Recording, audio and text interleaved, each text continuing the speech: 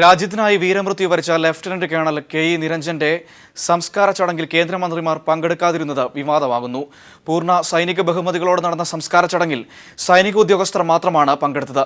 കർണാടകയിൽ നിന്നുള്ള കേന്ദ്രമന്ത്രിമാരായ സദാനന്ദ ഗൌഡ, അനന്ത്കുമാർ എന്നിവർ ബംഗളൂരുവിൽ അന്തിമോപചാരം അർപ്പിച്ച് മടങ്ങുകയും ചെയ്തു. രാജ്യത്തിനായുള്ള പോരാട്ടത്തിൽ വീരമൃത്യു വരിച്ച ലഫ്റ്റനന്റ് കേണൽ കെ ഇ നിരഞ്ജന് വീരോചിതമായ യാത്രാമൊഴി നൽകിയ സംസ്കാര ചടങ്ങിൽ കേന്ദ്രമന്ത്രിമാർ പങ്കെടുക്കാതിരുന്നതാണ് വിവാദമാകുന്നത്. തിങ്കളാഴ്ച വൈകിട്ടാണ് ബംഗളൂരുവിൽ നിന്ന് നിരഞ്ജന്റെ മൃതദേഹം പാലക്കാടെത്തിച്ചത്. ഇന്നലെ 1:30 സംസ്കാര ചടങ്ങുകളും നടന്നു.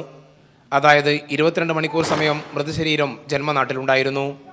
പൂർണ്ണ സൈനിക ബഹുമതികളോടെ നിരഞ്ജന് വിട നൽകിയ ചടങ്ങായിട്ടും കേന്ദ്രമന്ത്രിമാരോ സഹമന്ത്രിമാർ പോലുമോ എത്തിയില്ല. കേന്ദ്ര സർക്കാരിന് വേണ്ടി മൃതശരീരത്തിൽ റീത്ത് പോലും സമർപ്പിച്ചില്ല. ബംഗളൂരു BL സ്കൂൾ മൈതാനത്ത് കർണാടകയിൽ നിന്നുള്ള കേന്ദ്രമന്ത്രിമാരായ സദാനന്ദ ഗൌഡ, അനന്ത്കുമാർ എന്നിവർ എത്തിയിരുന്നു.